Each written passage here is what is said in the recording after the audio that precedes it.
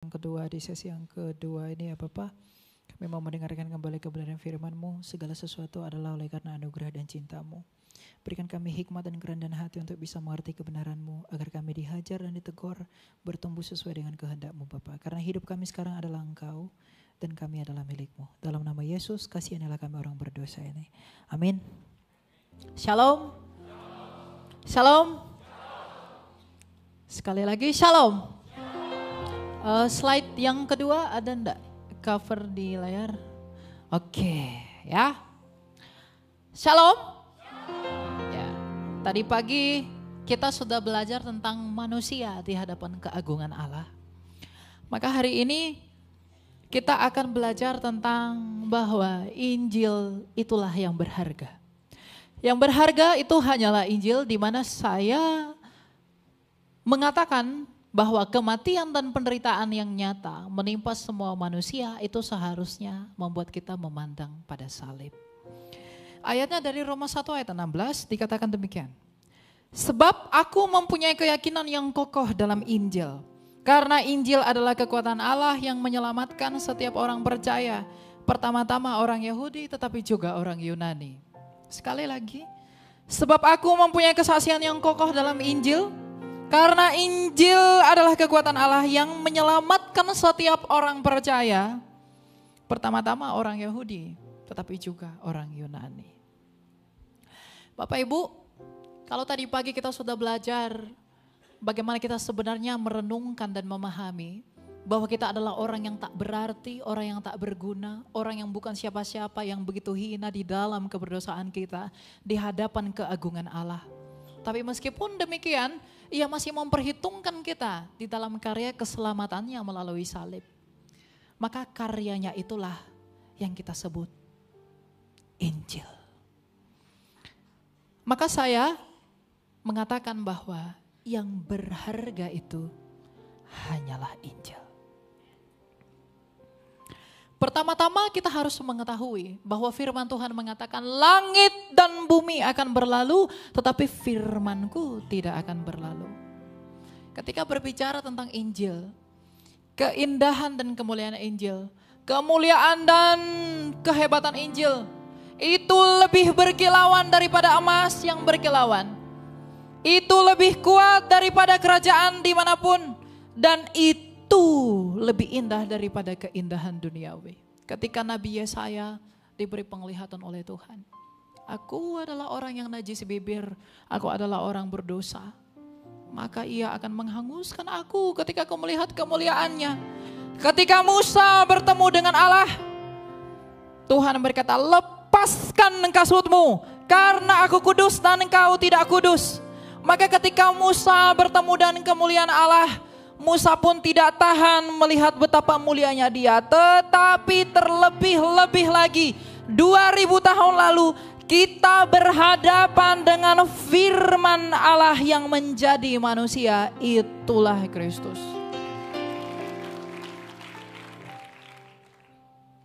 Berbicara tentang Injil, mengapa dia yang begitu berharga?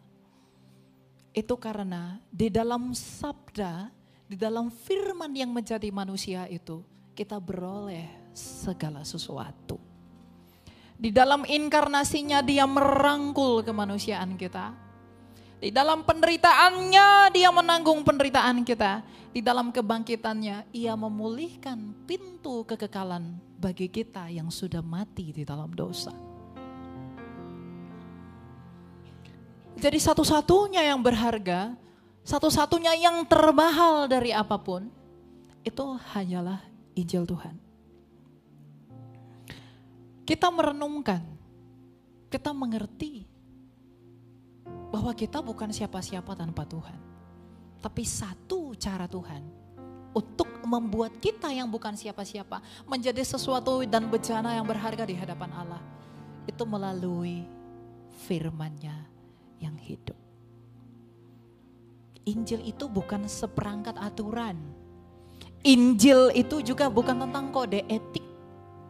Tapi Injil adalah firman Allah yang menjadi manusia. Tapi apakah Bapak mengerti, Bapak Ibu mengerti, mengapa firman Allah itu harus menjadi manusia? Mengapa Injil itu harus yang paling berharga? Apa yang membuat dan apa argumentasi bahwa Injil itu adalah yang berharga bahkan bagi mereka yang tidak mengenal Kristus? Segala sesuatu yang bernafas dan yang dilahirkan dari perempuan di semesta ini harus mendengarkan Injil yang adalah yang berharga itu agar ia dilahirkan kembali dari Kristus melalui baptisan. Untuk apa engkau lahir di dunia untuk binasa? Tetapi Injil datang agar kamu dilahirkan kembali. Itulah firman Tuhan yang kita baca. Bahwa Injil itulah kekuatan Allah. Injil itu telah mati. Berita baik itu telah mati di dalam kematian Kristus. Tapi ia tidak hanya mati. Dia bangkit menginjak-injak kepala maut itu. Sebagai pemenang. Agar kamu juga mengambil bagian di dalam kemenangan Kristus. Maka Injil yang harus diberitakan adalah Injil yang murni. Di mana setiap orang berdosa, di mana kesadaran bahwa kita bukanlah orang yang berguna. Maka kita menerima kasih karunia-Nya di dalam keagungannya untuk mengenakan dia sebagai pakaianmu.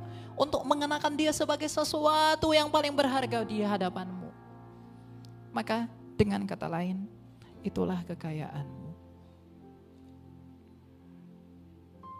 Dan kalau kita mengerti bahwa Injil itu tidak ternilai, apa yang dituntut dari Injil ini kepada kita? Injil itu menuntut semua orang. Itu menuntut saya, itu menuntut kamu. Kenapa ia menuntut saya? Mengapa ia menuntut kamu?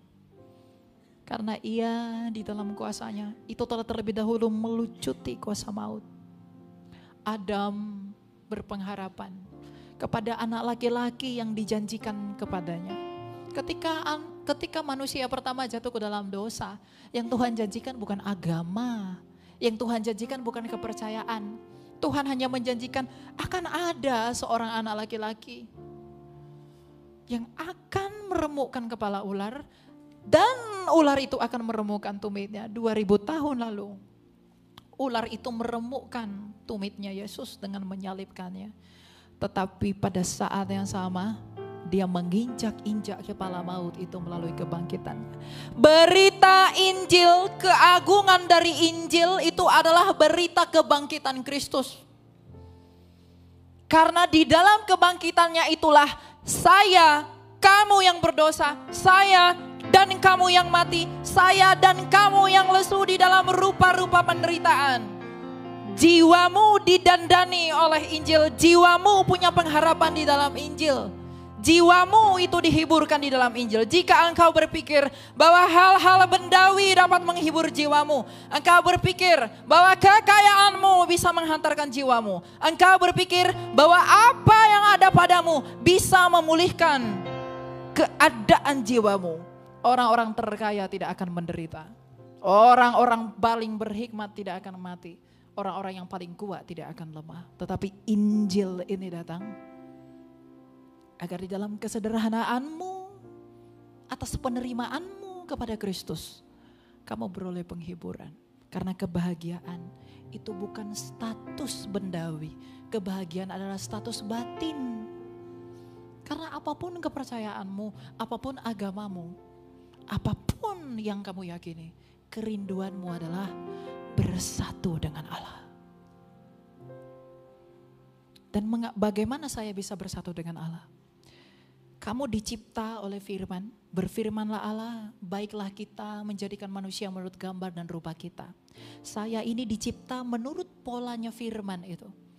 Firman Allah lah yang menjadikan saya. Maka ketika kita semua yang adalah ciptaan, yang diciptakan oleh firman Allah itu rusak, maka firman Allah itu sendiri yang datang memulihkan yang rusak itu. Makanya dengan agung Injil Yohanes mengatakan firman itu telah menjadi manusia. Mengapa firman itu harus menjadi manusia? Karena manusialah yang pertama sekali mengundang maut itu.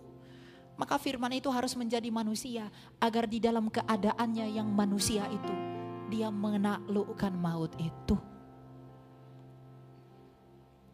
Makanya Injil yang disampaikan Rasul Paulus berkata, oleh karena ketidaktaatan satu orang semua orang telah berdosa, tapi oleh karena ketaatan Kristus, dia membenarkan siapa yang percaya kepadanya.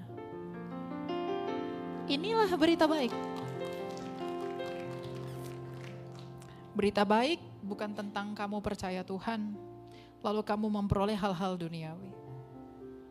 Berita baik bukan tentang apa yang kamu minta diberikan Tuhan. Tuhan, saya mau ini, saya mau ini, saya mau ini. Apakah kamu bisa kejar itu? Boleh. Tapi yang terutama, yang membuat hidup kita penuh dengan syukur, itu kebangkitan Kristus. Oleh karena itu saudara-saudara, mengapa kita hanya harus bermegah? Mengapa kita harus berbangga? Mengapa kita harus merenungkan? Mengapa kita harus mengerti bahwa Injil itu adalah hidup? Karena semua orang telah menderita. Bukan hanya saya, tapi kamu juga menderita. Saya juga mati, kamu juga mati. Pernahkah kamu membayangkan bagaimana penderitaan Kristus yang adalah Sang Injil itu? Pernahkah kamu melihat betapa sudinya ia lahir di kandang domba yang hina? Dia yang mulia yang tidak menganggap kesetaraan dengan Bapaknya. Tetapi dia rela tidur di kandang yang hina demi kamu. Dia rela berdiam di tempat yang tidak dipandang. Melalui perjamuan suci, Kristus ada di dalam tubuhmu yang cemar itu. Melalui perjamuan kudus, dia mau berdiam di dalam tubuhku yang cemar ini. Bukankah itu kasih karunia? Bukankah itu belas kasih Tuhan yang tak ternilai? Lalu apakah engkau, wahai manusia, yang menganggap ada yang lebih mahal daripada Injil Kristus? Apakah engkau sehingga engkau meninggikan dirimu yang memperkatakan sesuatu yang menentang anak manusia bahwa ada yang lebih berharga di luar dia? Who are you?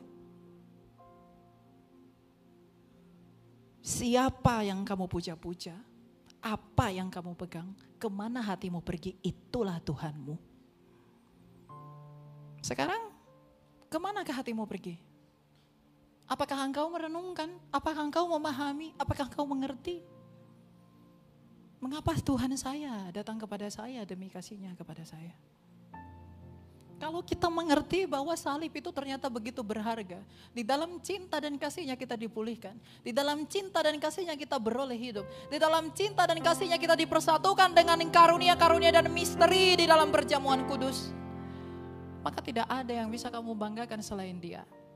Maka apa tuntutan dari Injil itu? Kita sudah sadar bahwa Injil itu yang paling berharga. Lalu apa yang dituntut Injil itu di dalam kita? Apa yang ditelusuri oleh Roh Allah di dalam kita? Dalam 1 Korintus 2 dikatakan, tidak ada yang bisa mengerti siapa Allah selain daripada Roh Allah. Tidak ada yang bisa mengerti apa yang ada di dalam kamu selain daripada rohmu. Maka ujilah dirimu sendiri. Lihatlah sejauh mana engkau mencintai Allah. Lihatlah sejauh mana engkau memandang pada salib. Lihatlah sejauh mana engkau sadar bahwa pengorbanan Kristus itu begitu berharga. Yang dimana dengan kesadaran itu engkau berbuah, hidup, dan tinggal di dalam ketetapannya. Ujilah dirimu. Bagaimana perbuatanmu yang baik itu? Dari manakah asalnya itu? Dari manakah kedatangannya itu? Apakah yang memunculkan itu? Apakah engkau pikir, apakah saya pikir dengan percaya kepada Yesus, saya percaya lalu saya bebas melakukan hal-hal yang jahat. Saya bebas melakukan hal-hal yang tidak pantas di hadapan Tuhan karena saya memperoleh pengampunan. Injil menuntut kamu untuk bertobat. Injil menuntut kamu untuk metanoia, kembali kepada jalan Kristus. Kalau kita dulu berpikir hal-hal yang duniawi, bukan berarti kamu meninggalkan dunia, kamu pergi ke Pluto. Kamu tetap di dunia. Tapi kerajaan itu, cinta yang dari roh, itu menyatukan kamu dengan hikmat ilahi. Agar kemanapun kamu pergi, siapapun yang menjadi temanmu, apapun yang menjadi sandaranmu, itu semuanya berdiri di dalam Kristus. Untuk itulah Injil itulah yang berharga. Pernahkah engkau menangis karena mengaku dosamu? Atau engkau hanya menangis karena meminta sesuatu? Pernahkah kau melihat betapa sebenarnya kita hanya minum dari air yang mengalir dari kaki Kristus? Pernahkah engkau membayangkan bagaimana tancapan paku yang ada di tangannya? Pernahkah engkau membayangkan bagaimana dalamnya mahkota itu? Pernahkah engkau membayangkan betapa dalamnya lambungnya yang tertikam itu? Barang siapa yang memandang rendah pengorbanan ini, dia akan binasa dalam kebodohannya. Mungkin ada orang, siapapun yang mendengarkan ini, dia akan mengatakan itu adalah kebodohan. Tapi Rasul Paulus mengatakan, pemberitaan Injil adalah kebodohan bagi mereka yang mau binasa. Bekerjalah, berbisnislah.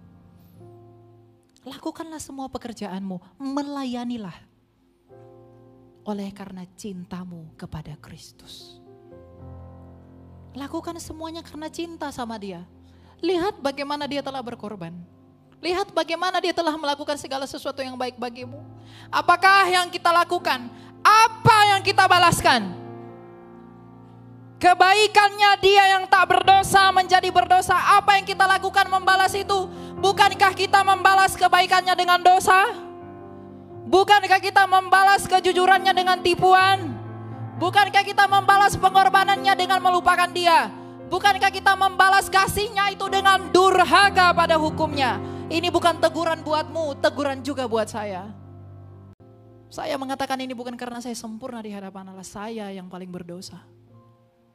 Tapi agar di dalam dosa ini, di dalam pengakuan kita orang berdosa, kita semakin bersyukur karena merenungkan kasih karunia Allah yang tak terbatas itu. Dosa kita memang begitu besar, tapi kesabaran Allah lebih besar. Tapi Rasul Paulus memperingatkan semua orang, jangan permainkan Allah. Injil ini menuntut agar pikiranmu berubah arah. Kita berubah arah dari pikiran-pikiran yang sia-sia, hikmat dan filsafat yang bodoh, itu kepada pikiran-pikiran Kristus. Ketika Kristus mengatakan kasihilah Allahmu, kasihilah sesamamu, kasihilah musuhmu. Dunia ini memandang itu sebagai hikmat yang bodoh. Tapi jika engkau di dalam persekutuan dengan Allah, di dalam engkau ada roh Allah, maka roh Allah itulah yang memampukan kamu untuk bisa mengerti hukum-hukum itu. Karena dalam Yohanes 8 ayat 23 dia berkata, aku dari atas, kamu dari bawah. Aku bukan dari dunia ini, kamu dari dunia ini. Jadi kalau kita, impian kita adalah bersatu dengan Dia yang tidak di dunia ini, maka hiduplah sebagaimana yang Kristus kehendaki. Hiduplah di dalam kasih. Kasih itu tidak menutupi dosa. Tapi kasih itu memberitahu dosa. Kasihmu kepada Allah itu membuat engkau taat sama Dia. Jadi kalau kita hari-hari ini sedang nyaman di dalam dosa, keluar. Itulah yang Injil ini tuntut dari semua dari kita. Jika engkau masih membanggakan apa yang engkau pakai, jika engkau membanggakan apa yang kamu pegang, bertobat. Karena pikiranmu duniawi dan sia-sia. Engkau berani meminta. Engkau berani memperkatakan hal-hal yang berusaha merayu Dia. Engkau berani memohon. Engkau berani mengemis kepada Kristus. Engkau berani berharap padanya, tapi kau tak pernah berani memberitakan namanya. Engkau berani dan saya berani berbuat dosa. Tapi saya dan kamu malu untuk bertobat. Yohanes Chrysostomus, Bapak Gereja dari Konstantinopel, berkata, iblis itu sudah menipu kita begitu dalam. Iblis itu meyakinkan kita entah bagaimana. kita begitu berani berbuat dosa, tapi malu untuk bertobat. Tapi sikap yang benar menurut tuntutan Injil adalah kita harus berani bertobat dan malu untuk berdosa. Saya tidak menghakimi siapapun di tempat ini. Saya hanya mengingatkan bahwa apa yang ada di dalam hatimu, itulah Tuhanmu. Kalau yang di dalam hatimu, waduh, saya harus menumpuk lebih banyak lagi. Saya harus berbuat lebih besar lagi agar saya dipuji manusia, agar saya diagungkan manusia, agar saya tidak kalah saing. Itulah Tuhanmu. Saya harus pergi ke sana, saya harus pergi ke sini, biar enggak kalah. Itulah Tuhanmu. Saya harus memakai ini, saya harus memakai itu. Itulah Tuhanmu. Saya harus berteman dengan dia, saya harus berteman dengan dia, tapi tidak mementingkan kebenaran. Itulah Tuhanmu. Tapi kalau di dalam hatimu, kamu sadar dan mengaku bahwa kamu orang berdosa, dan kamu hanya hidup setiap hari merenungkan, apapun di dalam pekerjaanmu, di dalam aktivitas yang kamu lakukan setiap hari, tapi ada cinta Kristus yang terlukiskan dalam hatimu, di dalam pengertianmu yang benar di dalam Injilnya itulah Tuhanmu. Jadi Bapak Ibu, saudara-saudaraku, tujuan hidup itu tidak ditentukan oleh apa yang kamu lihat, tapi tujuan hidupmu adalah tentang reformasi hatimu. Nous dalam bahasa Yunani itu adalah inti dari roh manusia. Nous itulah yang rusak ketika manusia jatuh ke dalam dosa. Emang kamu pikir ketika kamu mati kamu kehilangan pikiran? Tidak. Sejatinya pikiran-pikiranmu, apapun yang kamu pikirkan itu bukan datang dari sini. Itu datang dari hatimu. Pikiran itu hanya tempat menyalurkan secara jasmani. Makanya Amsal 4 ayat 23 mengatakan apa? Jagalah hatimu dengan segala kewaspadaan, karena dari situlah terpancar kehidupan. Jagalah hatimu agar tetap murni di dalam cintamu yang mula-mula itu. Jagalah hatimu agar di dalam hatimu cintamu itu tetap menyala-nyala bagaikan api kepada Dia yang tersalib itu, sehingga engkau melakukan apapun yang dikehendaki oleh api yang menghanguskan itu, engkau tetap melakukannya dengan kesetiaan. Banyak orang punya kasih mula-mula tapi tidak konsisten. Aku cukup terima Yesus, aku cukup percaya, menangis 1 kali 2 kali mengakui dosaku, udah hidup seperti biasa. Mengapa engkau kehilangan kasih-Mu yang mula-mula? Mengapa engkau melupakan pengorbanan Tuhan-Mu yang berlaku buat seluruh hidupmu?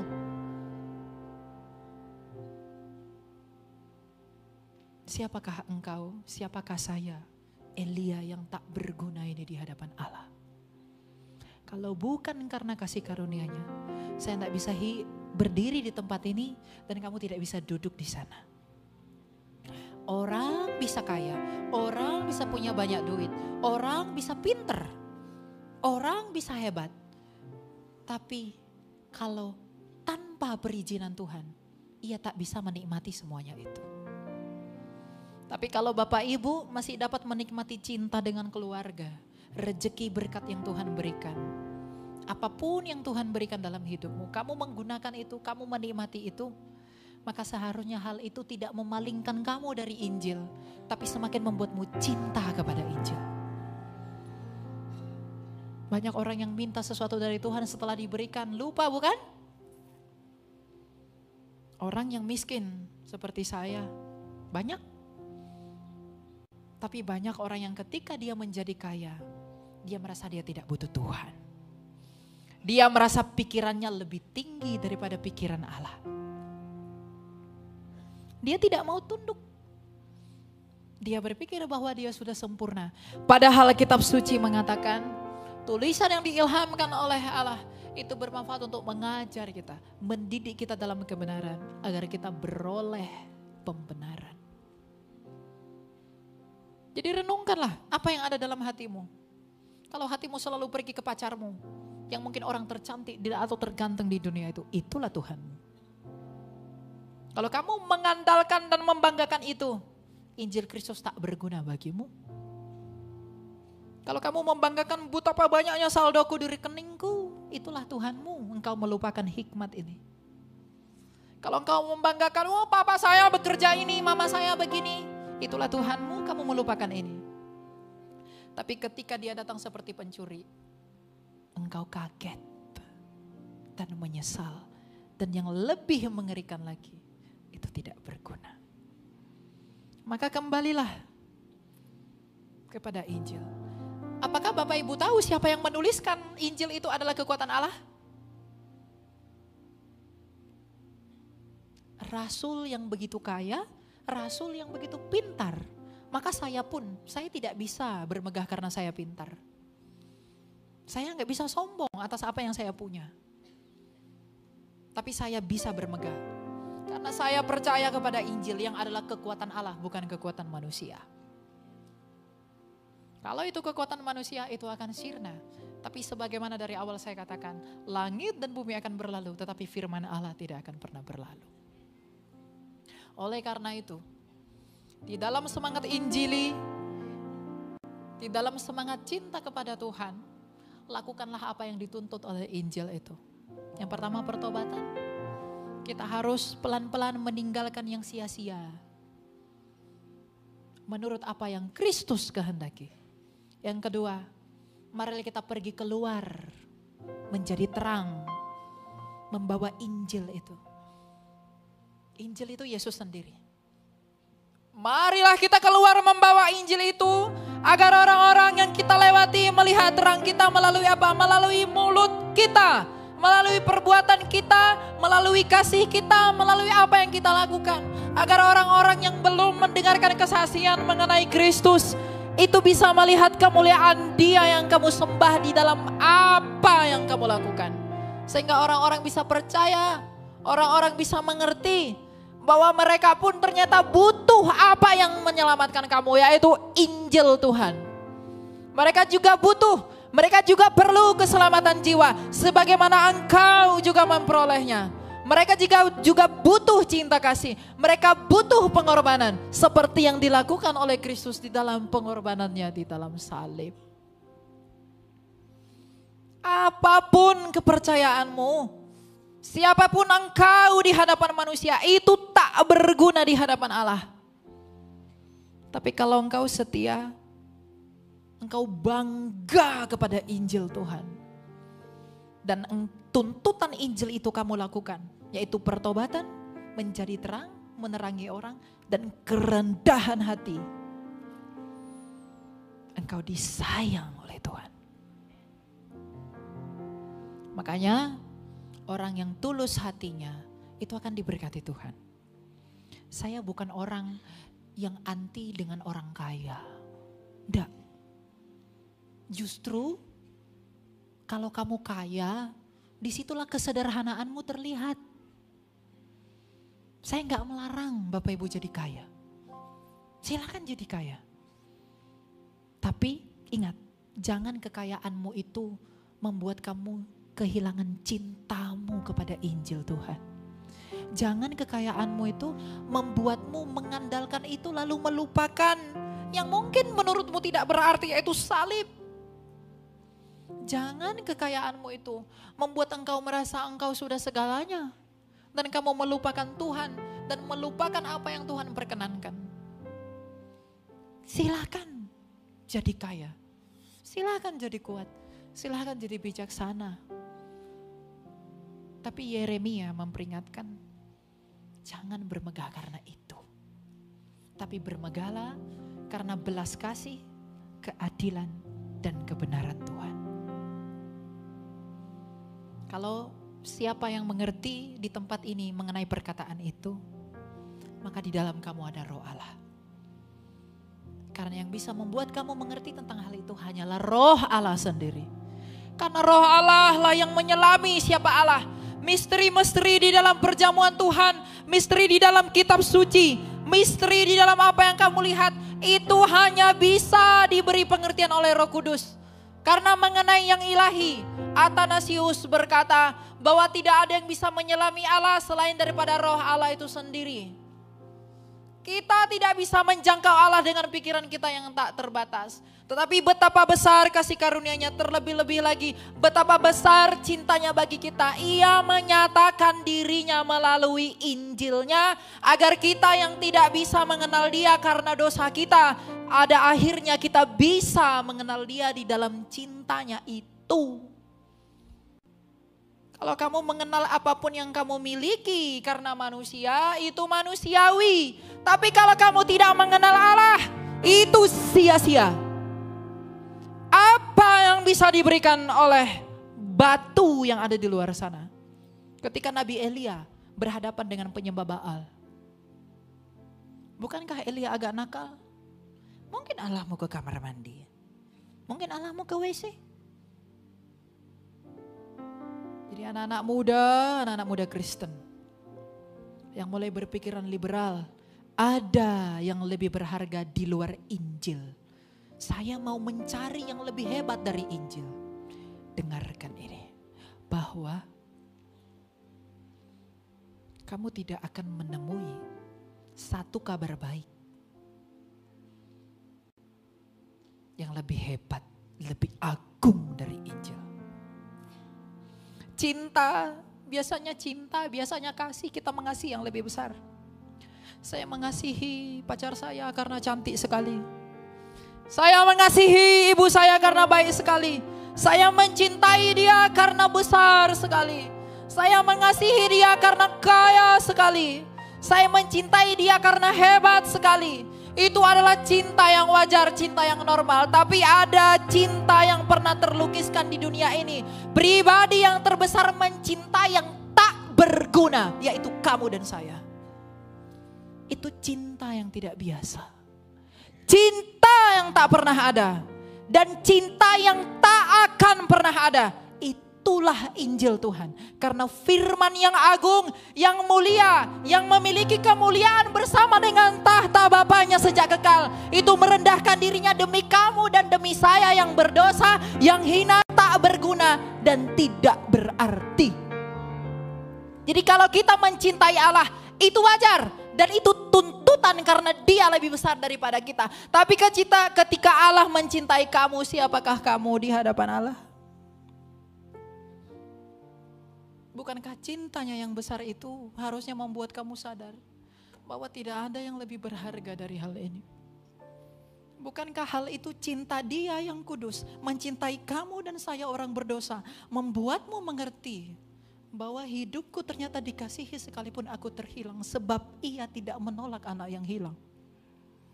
Jadi anak-anak muda siapapun di sini, kalau engkau tidak mau menemui Allah karena engkau merasa begitu jauh dari Dia, engkau tidak mau datang kepada gereja karena engkau merasa terlalu berdosa, justru engkaulah yang paling dicari.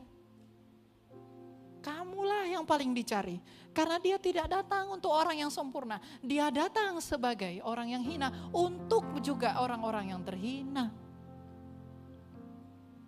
Ini cinta yang tak akan kamu temui dimanapun. Cinta di dalam Injil, makanya saya mengatakan membuat judul ini bahwa Injil itulah yang paling berharga. Kalau kamu mencari kekayaan dengan menyembah dewa-dewa, engkau mencari kebijaksanaan dari batu-batu, engkau mencari kesembuhan dari pohon-pohon, apa yang bisa diberikan bagimu? Apa pengorbanan batu bagimu? Apa pengorbanan patung bagimu? Engkaulah yang memberi pengorbanan bagi mereka. Engkau memberikan sesajen, engkau memberikan persembahan agar mereka lunak hatinya, agar batu-batu, patung-patung itu memberikan bagimu dengan memberikan kepada mereka. Tapi Allah, apa yang kau beri bagi Allah? Tapi Ia memberikan yang terbesar bagi kamu. Apa yang kau berikan bagi Allah? Tidak ada. Engkau pikir engkau menghabiskan waktumu buat Allah? Apakah itu pengorbananmu? Tidak. Jangan ada yang tepuk dada. Bahkan saya pun sebagai pelayan Tuhan, setiap malam saya mengatakan, Tuhan, aku ini orang berdosa. Tadi pagi di hotel, Saya berdoa sama Tuhan, Bapa, aku ini tidak layak. Begitu banyak orang yang mengatakan aku tidak layak di dalam penghinaan dan maksud mereka yang mungkin mulia menurut Engkau. Tapi justru di dalam ketidaklayakan inilah aku menemukan cinta dan kasih-Mu itu. Bahwa kasih-Mu itu terlalu besar bagi kami yang tidak layak ini. Jadi anak-anak muda, jangan merasa kamu tidak layak. Kamu memang tidak layak. Tapi di hadapan Allah kalau kamu mau, kamu bisa dilayakkan. Melalui apa? Injil Tuhan.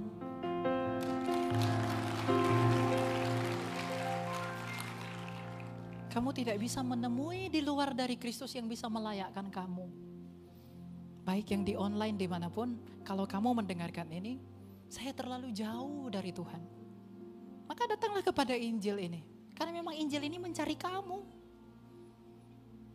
Tuntutan Injil adalah pertobatan. Maka semua orang yang sudah hidup di dalam dosa, berenang-renang di dalam dosa, Injil itu memanggil kamu. Injil itu seperti singa yang mengaum. Dia mengaum-ngaum di tengah padang belantara. Dia menunjukkan akulah yang agung, akulah yang besar, akulah yang kuat. Maka firman Allah yang menjadi manusia yaitu Injil Kristus, dia mengaum-ngaum di tengah kerajaan dunia, kerajaan yang gelap. Dalam Efesus 6 seperti perkataan Rasul Paulus. Injil itu mengaum-ngaum 2000 tahun lalu di satu tempat yang bernama Yerusalem, yang lahir di kota Bethlehem. Dia orang Nazaret. Dia mengaum-ngaum, di luar aku engkau tak bisa berbuat apa-apa. Kalau kamu tidak percaya kepadaku, engkau akan mati dalam dosamu. Dia mengaum begitu agung untuk mengajak kamu agar kamu beroleh hidup sebagaimana ia juga telah hidup kembali dengan matinya ia sebagai manusia. Jadi kalau kamu mau memperoleh hidup, kalau kamu mau mendapatkan hidup, percayalah kepada hidup. Dengan agung Injil itu bersabda dalam Yohanes 14 ayat 6, akulah jalan, tapi bukan hanya jalan, dan kebenaran, dan tidak hanya itu, akulah hidup itu sendiri. Maka kalau kamu mau hidup, percayalah kepada Dia yang hidup itu. Anak-anak muda pun yang punya pergumulan galau-galau. Pacar saya meninggalkan saya. Saya sakit hati.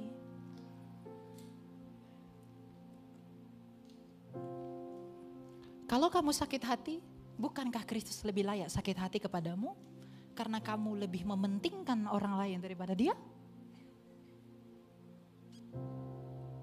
Semua orang punya pergumulan, bukan? Semua orang punya penderitaan. Anak muda punya penderitaan. Kamu tak akan menemukan kebahagiaan kalau kamu mencari yang lain. Kamu tidak akan menemukan kebahagiaan oleh benda-benda. Mau HP, mau merek apapun, mau mobilmu secanggih apapun, itu bisa mogok. Mau rumahmu segede apapun, datang banjir, hangus. Tapi kalau kamu menderita, kamu tidak bahagia, itu masalah jiwa. Maka datanglah kepada Roh yang memulihkan jiwamu, yaitu Roh Kudus.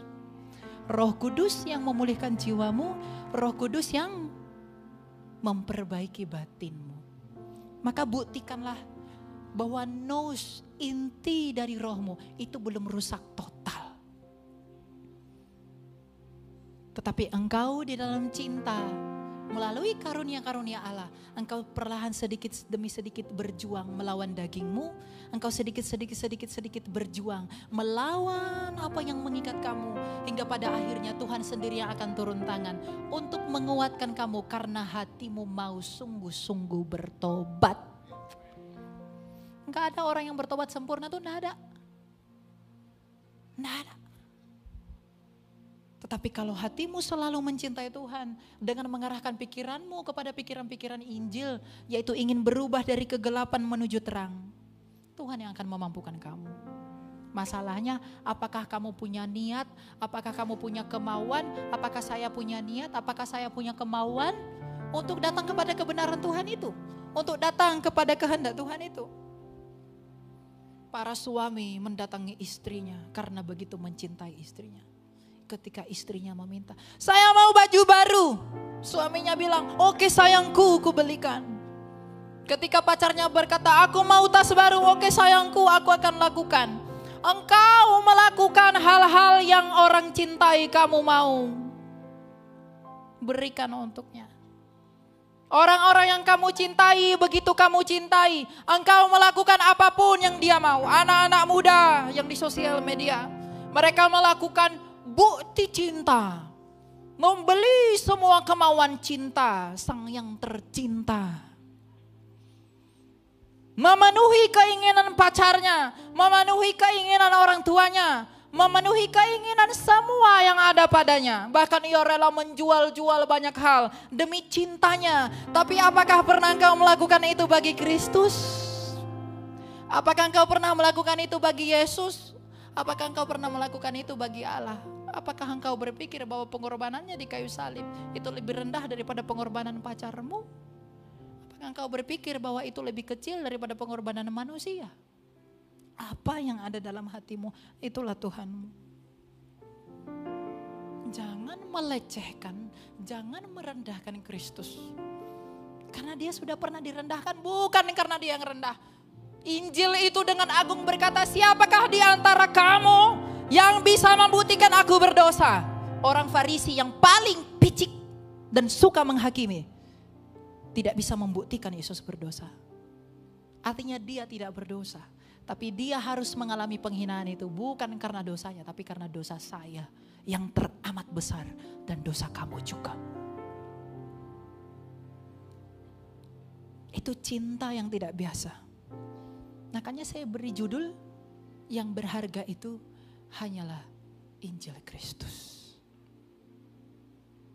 Jadi kalau kamu coba gunakan apapun yang lebih berharga dari Injil Kristus, kamu tidak akan menemukan itu. Orang Kristen yang sejati adalah orang Kristen yang mau mengakui bahwa ia orang berdosa. Orang Kristen yang sejati adalah orang Kristen yang mengakui bahwa dia orang yang tak berarti. Orang Kristen sejati, orang Kristen, orang yang mau mengatakan bahwa dia bukanlah apa-apa tanpa Tuhan. Tapi pada waktu yang sama, di dalam cara yang sama, Allah begitu mengasihi dia sehingga tangannya yang panjang, yang tak ternilai itu menjangkau kamu di dalam kemanusiaan dari firman yang hidup. Yang itulah Yesus. Kamu cari yang hal seperti ini di mana? Cinta yang seperti ini di mana? Jadi kalau ada anak muda Kristen, kalau ada orang tua yang mengizinkan anaknya, tidak mengajarkan anaknya untuk cinta kepada Kristus, lalu anak-anak muda yang berpikir terlalu cepat, aku meninggalkan Kristus, terpenting aku berbuat baik. Engkau mengkhianati cintanya yang sudah ia berikan padamu. Terlebih-lebih lagi kamu telah mengecap karunia itu, tapi engkau murtad meninggalkan Kristus. Tuhan tidak benci kamu, tapi dia sangat mengasihani kamu. Karena pada akhirnya ketika kamu murtad, engkau kehilangan keselamatanmu. Engkau mengkhianati cintanya. Maka anak-anak muda, pikirkanlah sekali lagi. Pikirkanlah lebih dalam, pikirkanlah lebih tajam. Apakah alasan yang sebanding sehingga saya meninggalkan Kristus? Apakah alasan yang setara? Apakah alasan yang tepat bagi saya sehingga saya melupakan Injil salib? Apakah alasan yang berguna? Apakah alasan yang tepat ketika aku beradu dengan Allah sehingga aku melupakan kasih karunia Allah? Tidak pernah ada dan tidak akan pernah ada. Karena ketika kamu mati, semua orang yang dilahirkan dari perempuan tujuannya adalah mati. Tapi matinya yang bagaimana? Engkau mati binasa, maka pergilah keluar Kristus. Engkau mati teraniaya, maka percayalah yang di luar Kristus. Tapi kalau kamu mau mati, yang di dalam kematianmu itu engkau menemukan keuntungan, maka datanglah kepada Kristus. Tetapi ingat, kalau matimu mau keuntungan, hidup itu harus Kristus.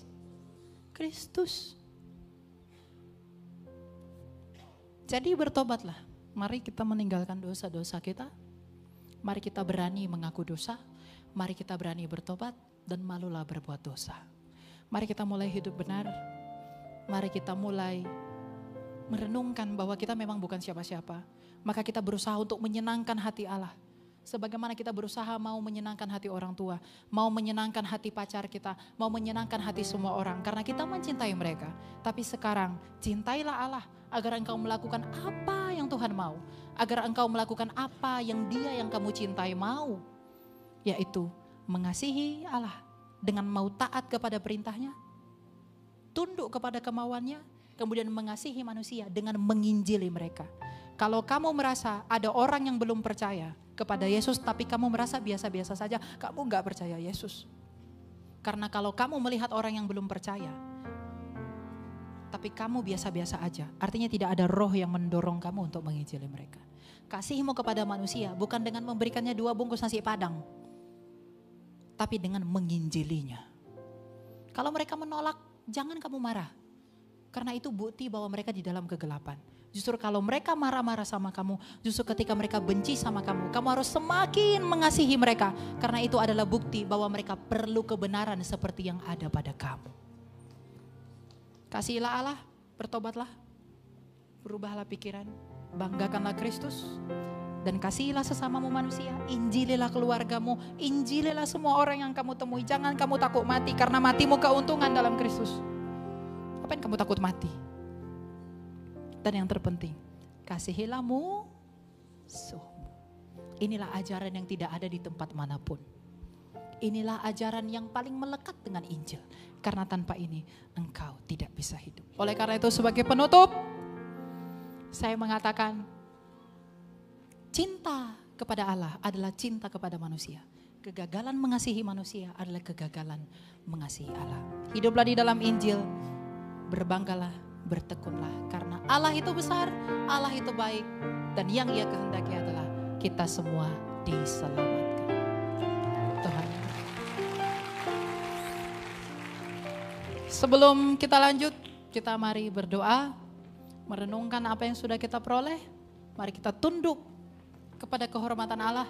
Kita mengakui semuanya yang ada di dalam hati kita. Mari kita berdoa. Bapa yang baik yang bertata dalam kerajaan surga, terima kasih Bapa bahwa Engkau begitu baik, Engkau sempurna di dalam cinta-Mu. Kami Engkau selamatkan di dalam Yesus Kristus yang adalah firman-Mu yang menjadi manusia.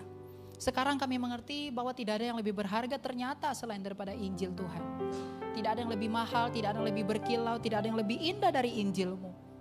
Oleh karena itu Bapa, biarlah kiranya Engkau yang menanamkan dan memampukan kami untuk dapat menyenangkan hati-Mu dengan mengikuti perintah-perintah-Mu. Karena kami tahu kami tidak mampu jikalau kami sendiri untuk melakukan apa yang Engkau mau. Tetapi biarlah Engkau di dalam cinta-Mu, di dalam belas kasih-Mu, Engkau memampukan kami untuk hidup menurut firman-Mu. Dan Engkau jugalah yang memberikan kami keberanian untuk mewartakan dan memamerkan anak-Mu yang tunggal itu kepada dunia, agar mereka beroleh terang sebagaimana Engkau mengkehendaki kami di dalam terang. Terima kasih Bapa untuk segala sesuatu yang Engkau izinkan, terlebih dan terlepas dari segala sesuatu yang telah kami minta. Kami sadar kami orang berdosa yang tak berguna. Oleh karena itu ampunilah kami karena semua kesalahan dan dosa kami. Engkau telah memberikan kami karunia untuk menerima misteri dalam perjamuan kudus. Oleh karena itu tinggallah di dalam kami sebagaimana Engkau mau sudi tinggal di kandang domba yang hina. Sambutlah kami yang cemar ini sebagaimana Engkau tidak menolak pesundal yang menyeka kakimu. Janganlah tolak kami sebagaimana Engkau tidak menolak anak yang hilang. Tetapi terimalah kami sebagai orang yang paling berdosa, yang hanya mengandalkan kasih karunia-Mu saja. Sebab kebanggaan kami hari ini, yang lalu dan juga yang akan datang, hanyalah Injil-Mu yang menyelamatkan kami. Karena ada tertulis bahwa Injil adalah kekuatan Allah. Terima kasih Bapa, segala kemuliaan hanya bagi-Mu ya Bapa. Dan bagi Putra-Mu Yesus Kristus dan Roh-Mu yang kudus yang memberi hidup, sekarang dan selalu serta sepanjang segala masa. Amin. Amin.